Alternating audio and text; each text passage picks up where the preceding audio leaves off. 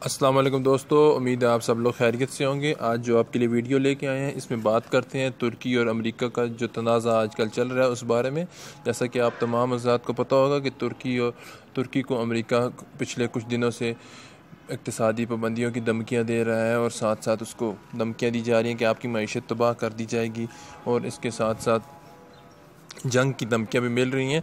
तो इस तमाम सूरत-ए-हाल के बारे में जानने के लिए हमें थोड़ा सा तारीख़ में जाना पड़ेगा, क्योंकि इस तमाम सूरत-ए-हाल तुर्की और कुर्दों के दरमियान जो इख्तलाफात हैं उससे पैदा हुई है। कुर्द कौन है, ये इसके बारे में आपको तफसील से बताते हैं। कुर्द इस वक्त तुर्की के जनूब में रिहाइश पज़ीर हैं और मिडल ईस्ट में इस वक्त चौथी बड़ी जो आप कह लें आबादी है वो कुर्दों की है।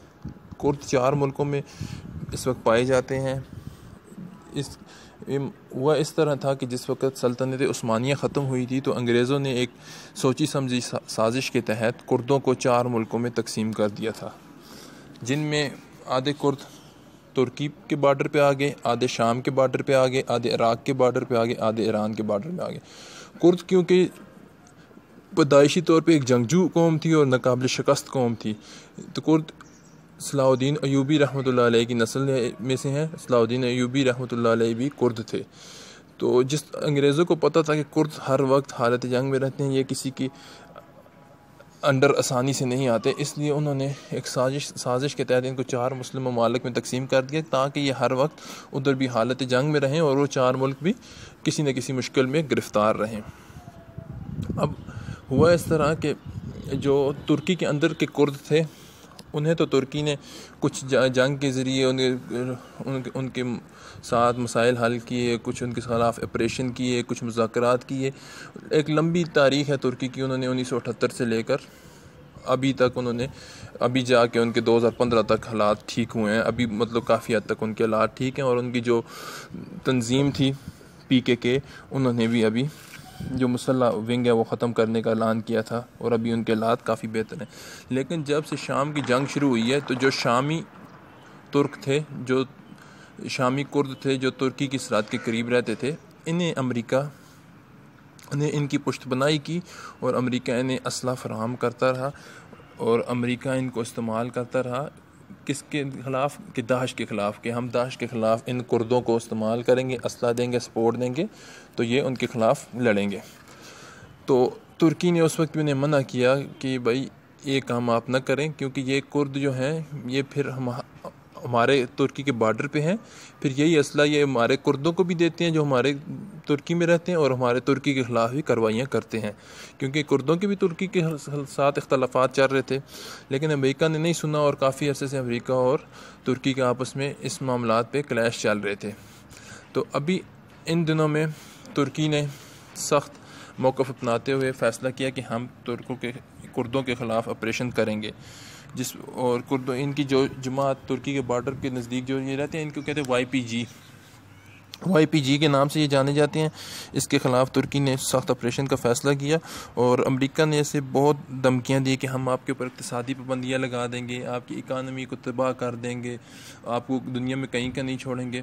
लेकिन तुर्की ने कमाल ज़ानत का मुज़ाहरा करते हुए, कमाल बहादुरी का मुज़ाहरा करते हुए इन सब धमकियों को, इन सब बहानों को और इन सब जो बातें थी इनको पस पुश डालते हुए ऑपरेशन शुरू कर दिया और उन इलाकों पे फ़ज़ाई बमबारी कर दी। तुर्की का मकसद ये था कि अपनी सरहद, एक तो अपनी सरहद को महफूज करना और दूसरा अपनी सरहद के साथ जो ये बॉर्डर का इलाका है, शाम का इलाका है, इसको इन YPG के दहशतगर्दों से खाली करवा कर यहाँ पर जो शाम के जंगी इलाकों से मुतासरीन आ रहे हैं उनको वहाँ रख कर आबाद किया जाए और उन्हें वहाँ तमाम सहूलतें फ़राहम की जाए। तुर्की अपने लिए कोई ऑपरेशन नहीं करता। तुर्की का मकसद ये था कि इस इलाके को, जो तुर्की के बॉर्डर के साथ का इलाका है, शामी इलाका, इसको इन दहशतगर्दों से खाली करवा कर यहाँ पर शामी मुहाजिरीन को रखा जाए। अमेरिका ने बहुत कोशिश की। अमेरिका ने ये यहाँ तक कहा कि अगर तुर्की कुर्दों के ख़िलाफ़ ऑपरेशन करती है शामी कुर्दों के ख़िलाफ़ तो इसको अमेरिका के ख़िलाफ़ हमला समझा जाएगा। लेकिन फिर भी तैयब एर्दोगान ने जवामर्दी का मुज़ाहरा करते हुए ऑपरेशन शुरू किया और 1 हफ़्ते से ऑपरेशन जारी है। ये आप देख सकते हैं, बीच में तुर्की फ़ौज की गाड़ियाँ जाती हुई, टैंक जाते हुए, ये सारे उसी इलाके में जा रहे थे।